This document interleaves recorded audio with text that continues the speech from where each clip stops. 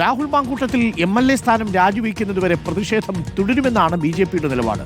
കോൺഗ്രസിന്റെ ആഭ്യന്തര വിഷയമല്ല രാഹുൽ മാങ്കൂട്ടത്തിനെതിരായ ആരോപണം. യൂത്ത് കോൺഗ്രസ് സംസ്ഥാന അധ്യക്ഷ പദവി മാത്രം രാജിവെച്ചതുകൊണ്ട് രാഹുലിനെതിരായ പ്രതിഷേധം അവസാനിക്കില്ലെന്ന് പ്രശാന്ത് ശിവൻ പറഞ്ഞു. പാലക്കാട് കേൾക്കാം. യൂത്ത് കോൺഗ്രസിന്റെ അധ്യക്ഷ സ്ഥാനം രാജിവെച്ചതുകൊണ്ട് മാത്രം അയാൾ ചെയ്ത തെറ്റുകൾ ഇല്ലാതാവുന്നില്ല.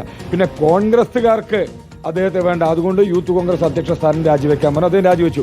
അങ്ങനെ കോൺഗ്രസുകാർക്ക് വേണ്ടാത്ത സാധനങ്ങൾ വലിച്ചെറിയുന്നതിനുള്ള ചവറ്റുകൊട്ടയല്ല പാലക്കാട് എന്ന് പറയുന്നത്. പാലക്കാട് MLA രാജിവെക്കുന്നതുവരെ അതിശക്തമായ പോരാട്ടങ്ങളുമായി ഭാരതീയ ജനതാ പാർട്ടിയുടെ പ്രവർത്തനമുണ്ടാവും. ഇക്ബാൽ ഇറക്കലുണ്ട് കൂടുതൽ വിവരങ്ങളുമായി. Good morning Iqbal Irakkal. ഒറ്റ ചോദ്യമേ ഉള്ളൂ, കോൺഗ്രസുകാർക്ക് വേണ്ടാത്ത രാഹുൽ മാങ്കൂട്ടത്തിനെ പാലക്കാട് ചുമക്കണോ എന്നുള്ള ചോദ്യമാണ് BJP ചോദിക്കുന്നത്. പ്രതിഷേധം തുടരാനാണോ BJPയുടെ നീക്കം? ഇന്നിപ്പോൾ ഒരു പൊതുപരിപാടി പാലക്കാടുണ്ട്, നമ്മുടെ ബസ് സ്റ്റാൻഡിൻ്റെ ഉദ്ഘാടനമാണ്. അപ്പോൾ അതിലൊന്നും ഈ രാഹുൽ മാങ്കൂട്ടത്തിനെ ആദ്യത്തെ ക്ഷണിച്ചിരുന്നെങ്കിലും പരിപാടിയിൽ നിന്ന് വിട്ടുനിൽക്കണം എന്നാണ് ഇപ്പോൾ ആവശ്യപ്പെട്ടിരിക്കുന്നത്. പൊതുപരിപാടികളിൽ പങ്കെടുപ്പിക്കില്ല, പ്രതിഷേധം തുടരും. അതാണോ BJPയുടെ നീക്കം ഇക്ബാൽ? Arunkumar, good morning. ഇന്നും രാഹുൽ മാങ്കൂട്ടത്തിൽ MLA സ്ഥാനം രാജിവെക്കണമെന്ന് ആവശ്യപ്പെട്ടുകൊണ്ടുള്ള പ്രതിഷേധം തുടരാൻ തന്നെയാണ് BJPയുടെയും DYFഐയുടെയും എല്ലാം തീരുമാനം. SFIയുടെ സംസ്ഥാന സെക്രട്ടറി ആയിട്ടുള്ള PS സഞ്ജീവ് ഉൾപ്പെടെ പങ്കെടുക്കുന്ന പ്രതിഷേധ പരിപാടികൾ ഇന്ന് പാലക്കാട് നടക്കുന്നുണ്ട്. മാത്രമല്ല, രാഹുൽ മാങ്കൂട്ടത്തിൽ പാലക്കാട്ടെ ഏതെങ്കിലും പൊതുപരിപാടിയിൽ പങ്കെടുത്താൽ ആ പരിപാടിയിലേക്ക് എത്തി രാഹുലിനെ തടയുമെന്നുള്ളതാണ് BJPയുടെ ജില്ലാ പ്രസിഡന്റായിട്ടുള്ള പ്രശാന്ത് ശിവനും അതുപോലെ തന്നെ DYFഐയുടെ ജില്ലാ സംസ്ഥാന നേതാക്കളെല്ലാം ഒരുപോലെ പറഞ്ഞിട്ടുള്ളത്. അതുകൊണ്ട് തന്നെയാണ് ഇന്ന് രാഹുൽ മാങ്കൂട്ടത്തിൽ പങ്കെടുക്കേണ്ട, അതും വിശിഷ്ടാതിഥിയായി പങ്കെടുക്കേണ്ട പാലക്കാട് മുനിസിപ്പാലിറ്റി ബസ് സ്റ്റാൻഡിന്റെ ഉദ്ഘാടന പരിപാടിയിൽ നിന്നും മാറി നിൽക്കണമെന്ന് ആവശ്യപ്പെട്ടുകൊണ്ടുള്ള ഒരു കത്ത് പാലക്കാട് നഗരസഭയ്ക്ക് രാഹുൽ മാങ്കൂട്ടത്തിന് നൽകേണ്ടി വന്നത്. ഏതായാലും പ്രതിഷേധങ്ങൾ അവസാനിക്കുന്നില്ല. സരിൻ അതുപോലെ തന്നെ ഷാനിബ് ഉൾപ്പെടെയുള്ള രാഹുലിന്റെ പാലക്കാട് വരവിനെ ശക്തിയുക്തം എതിർത്തിട്ടുള്ള കോൺഗ്രസിൽ നിന്ന് CPMലേക്ക് വന്നിട്ടുള്ള നേതാക്കൾ ഉൾപ്പെടെ രംഗത്തേക്ക് ഇറക്കിക്കൊണ്ട് രാഹുലിനെതിരെ വലിയ രീതിയിലുള്ള പ്രതിഷേധ പരിപാടികൾ സംഘടിപ്പിക്കാനാണ് CPMന്റെയും DYFയുടെയും എല്ലാം തീരുമാനം. BJPയും CPM എല്ലാം ഒരുപോലെ പറയുന്നത് കോൺഗ്രസിന്റെ മാത്രം ഒരു ആഭ്യന്തര വിഷയമല്ല രാഹുൽ മാങ്കൂട്ടത്തിനെതിരെ ഉയർന്നിട്ടുള്ള ഈ ആരോപണങ്ങൾ.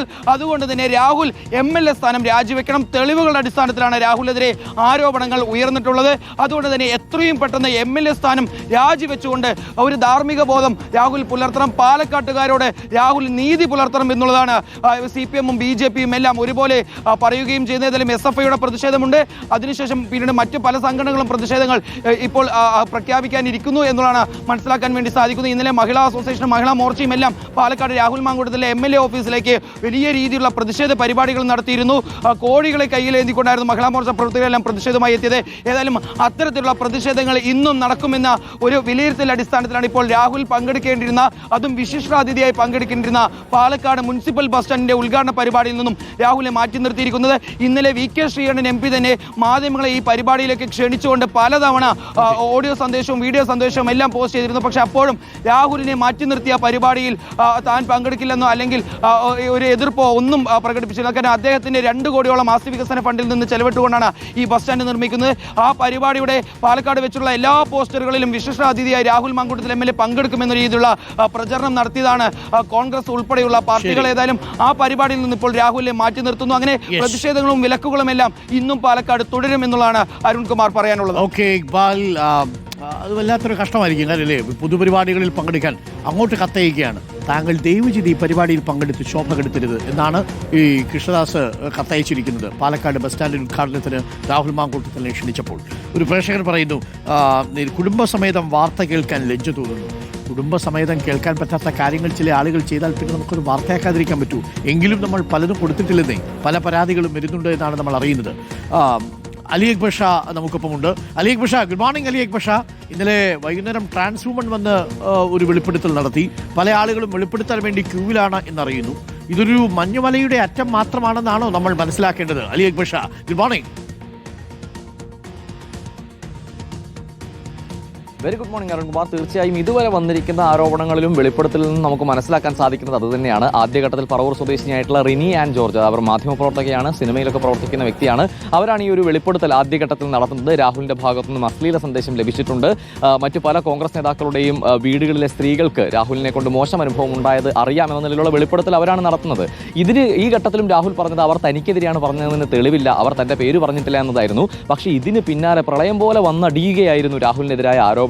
എഴുത്തുകാരിയായ ഹണി ഭാസ്കർ ഉൾപ്പെടെ സമൂഹ മാധ്യമങ്ങളിൽ നിരവധി ആളുകൾ രാഹുലിനെതിരെ വെളിപ്പെടുത്തലുമായി വന്നു. രാഹുൽ അയച്ച അശ്ലീല സന്ദേശങ്ങളുടെ സ്ക്രീൻഷോട്ടുകൾ ഉൾപ്പെടെയായി വരുന്ന സാഹചര്യമുണ്ടായി. അതിന്റെ ഏറ്റവും ഒടുവിലത്തെ കണ്ണിയായാണ് ഇന്നലെ രാത്രിയോടുകൂടി ട്രാൻസ്ജെൻഡർ വിഭാഗത്തിൽപ്പെട്ട അവന്തിക തനിക്ക് നേരെ അതിഗുരുതരമായ വെർബൽ റേപ്പ് തന്നെ നടന്നിട്ടുണ്ട് രാഹുൽ മാങ്കൂട്ടത്തിന്റെ ഭാഗത്തു നിന്നും എന്ന വെളിപ്പെടുത്തലുമായി രംഗത്ത് വരുന്നത്. ബാംഗ്ലൂരിലും ഹൈദരാബാദിലും മുറിയെടുത്ത് തന്നെ അതിക്രൂരമായി ആക്രമിക്കുന്ന നിലയിൽ ഉപയോഗിക്കണമെന്ന് രാഹുൽ മാങ്കൂട്ടത്തിൽ മെസ്സേജ് അയച്ചു എന്നതായിരുന്നു അവന്തികയുടെ വെളിപ്പെടുത്തൽ.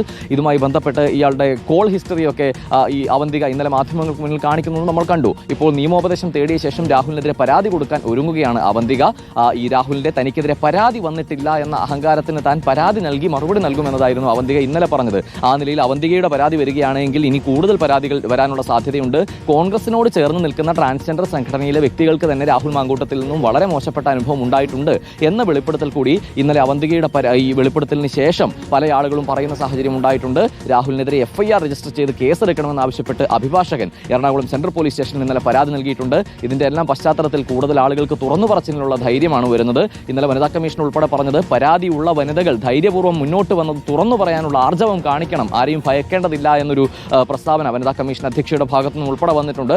അതുകൊണ്ട് കൂടുതൽ പരാതികളുടെയും വെളിപ്പെടുത്തലുകളുടെയും പ്രളയം തന്നെ വന്നുകൊണ്ടിരിക്കുന്ന ഈ ഘട്ടത്തിൽ ഇന്നും അതിന് സാധ്യത തന്നെയാണ് കാണുന്നത്. അരുൺകുമാർ. ഓക്കെ അലി, ഞാൻ ഒന്ന് ഡൽഹിയിലേക്ക് കൂടി പോയി വരാം. നോബൽ മാരിക്കാരനുണ്ട് അവിടെ. ഹൈക്കമാൻഡിന്റെ നീക്കങ്ങൾ നോബൽ മാരിക്കാരൻ വിശദീകരിക്കും. Nobel, very good morning Nobel. യഥാർത്ഥത്തിൽ ഇപ്പോൾ രാജിവെച്ചത് നന്നായി. ഇല്ലെങ്കിൽ അധികാരത്തിലെങ്ങാണ്ട് എത്തുന്ന സമയത്ത് ഏതെങ്കിലും പദവികൾ കൊടുത്തിരുന്നെങ്കിൽ ഭാവിയിലെ പ്രജ്വൽ രേവണ്ണയായിട്ട് മാറുമായിരുന്നു എന്നാണ് ചില കോൺഗ്രസ് നേതാക്കളൊക്കെ രഹസ്യമായിട്ടാണെങ്കിലും അഭിപ്രായപ്പെടുന്നത്. അപ്പോൾ എന്തായാലും ഈ വിഷയത്തിൽ ഇപ്പോൾ രാജിവെച്ചു, അത് നന്നായി. തെരഞ്ഞെടുപ്പിന്റെ സമയമായിരുന്നെങ്കിൽ കുറച്ചുകൂടി പ്രതിസന്ധിയിലായനെ എന്നൊക്കെയാണ് പൊതുവെയുള്ള വിലയിരുത്തൽ. കടുത്ത നടപടികളിലേക്ക് ഹൈക്കമാൻഡ് കടക്കാനുള്ള സാധ്യതയുണ്ടോ? പോയത് പോയി, രാജിവെച്ചൊഴിഞ്ഞു, അതങ്ങനെ അങ്ങ് തീരട്ടെ എന്നാണോ ഇനി ഹൈക്കമാൻഡ് കരുതുക? നോബൽ മാരിക്കാരൻ. Arun, good morning. രാഹുൽ മാങ്കൂട്ടത്തിന്റെ കാര്യത്തിൽ ഹൈക്കമാൻഡ് എടുത്ത നിലപാട് അദ്ദേഹത്തെ യൂത്ത് കോൺഗ്രസ് അധ്യക്ഷ സ്ഥാനത്ത് നിന്ന് മാറ്റാനുള്ള തീരുമാനം എത്രയും വേഗം അറിയിക്കുക എന്നുള്ളതായിരുന്നു. അതെടുത്തു കഴിഞ്ഞു. ഇനിയിപ്പോൾ ഇതുമായി ബന്ധപ്പെട്ട് കൂടുതൽ വിവാദങ്ങളൊക്കെ വരുന്ന പശ്ചാത്തലത്തിൽ സംസ്ഥാനത്തെ കോൺഗ്രസ് നേതൃത്വം ഈ വിഷയം പരിശോധിച്ച് ബാക്കി നടപടികളിലേക്ക് പോകട്ടെ എന്ന തീരുമാനമായിരിക്കും ഹൈക്കമാൻഡ് എടുക്കാൻ പോകുന്നത് എന്ന വിവരമാണ് പുറത്തേക്ക് വരുന്നത്. വലിയ അതൃപ്തി ഹൈക്കമാൻഡിന് ഈ വിഷയത്തിലുണ്ട്. കാരണം വളരെ പ്രതീക്ഷയോടെ അവർ നോക്കിക്കാണുന്ന സംസ്ഥാനമാണ് കേരളം. നിയമസഭാ തെരഞ്ഞെടുപ്പ്, പഞ്ചായത്ത് തെരഞ്ഞെടുപ്പ് അടക്കം നടക്കാൻ പോകുന്നു. വലിയ പോരാട്ടത്തിന് ഒരുങ്ങുന്നു. സ്വാഭാവികമായും അത്തരത്തിൽ ഒരു സാഹചര്യത്തിലേക്ക് പോകുമ്പോൾ ഇങ്ങനെ ഒരു പ്രധാനപ്പെട്ട നേതാവ്, യൂത്ത് കോൺഗ്രസിന്റെ സംസ്ഥാന അധ്യക്ഷൻ, MLA, അത്തരത്തിൽ പ്രധാനപ്പെട്ട ഒരു നേതാവ്, അത് മാത്രമല്ല CPM-നെതിരെ ശക്തമായ നിലപാട് സ്വീകരിക്കുന്ന ഒരു നേതാവ് ഇങ്ങനെ ഒരു കേസിൽ പെടുന്നത്, പ്രത്യേകിച്ച് ഇത്തരം വെളിപ്പെടുത്തൽ നിരന്തരം പുറത്തേക്ക് വരുന്നത് വലിയ അസ്വസ്ഥത ഹൈക്കമാൻഡ് ഉണ്ടാക്കിയിട്ടുണ്ട്. അതുകൊണ്ട് തന്നെയാണ് അതിവേഗം ഒരു നടപടിയിലേക്ക് പോകാനുള്ള തീരുമാനം ഇന്നലെ തന്നെ ഇവിടെ നിർദ്ദേശമായി നൽകുകയും ചെയ്ത് ഇനിയിപ്പോൾ ഹൈക്കമാൻഡിനെ സംബന്ധിച്ചിടത്തോളം പുതിയ സംസ്ഥാന അധ്യക്ഷനെ കണ്ടെത്തി കാര്യങ്ങൾ മുന്നോട്ട് കൊണ്ടുപോകാനായിരിക്കും അവർ തീരുമാനം എടുത്തിരിക്കുന്നത് എന്നാണ് നമുക്ക് വിവരമുള്ളത്. പ്രധാനമായ ചില പേരുകൾ പരിഗണനയിൽ ഉള്ള നിലവിൽ സംസ്ഥാന ഉപാധ്യക്ഷനായ അബിൻ വർക്കി കൊടിയാന്റെ പേര് തന്നെയാണ് സജീവമായി പരിഗണിക്കുന്നത്. പ്രത്യേകിച്ച് ഈ തെരഞ്ഞെടുപ്പിലൂടെയാണ് യൂത്ത് കോൺഗ്രസിന്റെ ഒരു സംഘടനാ സംവിധാനം ഉണ്ടായിരിക്കുന്നത്. എല്ലാ സംസ്ഥാനങ്ങളിലും അത്തരത്തിലാണ് ഇത് മുന്നോട്ട് പോവുകയും ചെയ്തത്. സ്വാഭാവികമായും അധ്യക്ഷൻ രാജിവെക്കുന്ന സാഹചര്യം ഉണ്ടായിക്കഴിഞ്ഞാൽ അബിൻ വർക്കി രണ്ടാമത്തെ ഏറ്റവും അധികം വോട്ട് ഈ തെരഞ്ഞെടുപ്പിൽ ലഭിച്ച ആളാണ്. 1,69,000 വോട്ട് നേടിയ ഒരാളാണ്. സ്വാഭാവികമായും അയാൾക്ക് ചാർജ് കൊടുക്കുന്നതാണ് സാധാരണ ഒരു കീഴ്വഴക്കമായി വരാറുള്ളത്. പക്ഷേ എങ്കിൽ പോലും സാമുദായിക സമവാക്യം അടക്കമുള്ള കാര്യങ്ങൾ ഇവിടെ പരിഗണനയിലേക്ക് വരുന്നുണ്ട്. അങ്ങനെ വരുമ്പോൾ പല പേരുകൾ, പ്രത്യേകിച്ച് KM അഭിജിത്ത്, അതോടൊപ്പം ബിനു ചുള്ളിലൊപ്പം OJ ജനീഷ് അടക്കമുള്ള പേരുകളൊക്കെ പരിഗണിക്കപ്പെടുന്നുണ്ട്. പക്ഷേ അപ്പോഴും ഈ സംഘടനാ സംവിധാനം എന്ന് പറയുന്നത് തെരഞ്ഞെടുപ്പിലൂടെ വന്നതുകൊണ്ട് തന്നെ അങ്ങനെ ഒരാളെ, പ്രത്യേകിച്ച് അബിൻ വർക്കിക്ക് തന്നെ നടക്കുകയുള്ള സാധ്യത. അത് മാത്രമല്ല നിലവിലത്തെ സാഹചര്യത്തിൽ ഒരു തർക്കം ഇതുമായി ബന്ധപ്പെട്ട് ഉണ്ടായിക്കഴിഞ്ഞാൽ അത് കൂടുതൽ പേഴ്സണൽ ആകും. സ്വാഭാവികമായും ഉപാധ്യക്ഷ ചാർജ് കൊടുക്കുമ്പോൾ തർക്കത്തിൽ നിന്നടക്കം രക്ഷപ്പെടാൻ കഴിയുമെന്നടക്കം. അതായത് അബിൻ വർക്കിക്ക് സാധ്യതയേറുന്നു എന്നുള്ളതാണ്. അഭിജിത്തിനെ പോലുള്ള നേതാക്കളുണ്ട്, ബിനുവിനെ പോലുള്ള നേതാക്കളുണ്ട്, അഖിലിനെ പോലുള്ള നേതാക്കളുണ്ട്. യൂത്ത് കോൺഗ്രസിൽ ഒരുപിടി നല്ല മിടുക്കന്മാരായിട്ടുള്ള നേതാക്കളുണ്ടെന്നേ. ഇതേപോലെ ആരോപണത്തിന്റെ കറയൊന്നും പറ്റാത്ത ഒരുപാട് മനുഷ്യരുണ്ട്. പക്ഷെ ഒരു പ്രശ്നം എന്താണെന്ന് വെച്ചാൽ അവരിതുപോലെ റീലൊക്കെ വെച്ച് ഇങ്ങനെ വലിയ വ്യാജമായ ചില പ്രതിച്ഛായകൾ സൃഷ്ടിക്കുന്ന മനുഷ്യരല്ല. അങ്ങനല്ലാത്ത മനുഷ്യർ ഒരുപാട് പേരുണ്ട് യൂത്ത് കോൺഗ്രസിൽ. അവരെയൊക്കെ ചേർത്ത് പിടിക്കുകയും അവരെയൊക്കെ മുന്നോട്ട് കൊടുക്കുകയും ചെയ്യുന്നുള്ള യൂത്ത് കോൺഗ്രസിന്റെ ചരിത്രത്തിൽ ഇങ്ങനെ നിങ്ങൾ കേട്ടിട്ടുണ്ട്. കേട്ടിട്ടില്ല. അതുകൊണ്ടാണ് ചരിത്രത്തിൽ ആദ്യമായിട്ടാണ് ഇങ്ങനെ ഒരു സംഭവം ഉണ്ടാവുന്നത്.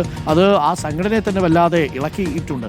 പല നേതാക്കളുമായിട്ട് നമ്മൾ ഇന്നലെ സംസാരിച്ചു. അവർക്കൊക്കെ വല്ലാത്തൊരു സങ്കടമുണ്ട്. പുറത്തിറങ്ങുന്ന സമയത്ത് അവർ നേരിടുന്ന ഒരു വലിയ ചോദ്യമുണ്ടല്ലോ, ആ ചോദ്യത്തിൽ നിന്ന് തൽക്കാലം രാജിയോടുകൂടി അവർക്ക് ആശ്വാസമായിട്ടുണ്ട് എന്നുള്ളതാണ്. ഒരു പ്രേക്ഷകൻ പറയുന്നു, വാസനകളും വികാരങ്ങളും ഒരുവന്റെ ശീലത്തെ സൂചിപ്പിക്കുന്ന ഘടകങ്ങളാണ്. വസ്തുതകൾ മനസ്സിലാക്കി നീതിയുക്തമായി കാര്യങ്ങൾ മുന്നോട്ട് പോകാൻ ശ്രമിക്കുക. തെറ്റായ ദിശയിലേക്ക് പോകുന്ന മാർഗത്തെ തുടച്ചു നീക്കുക എന്ന് അനൂപ് പറയുന്നു.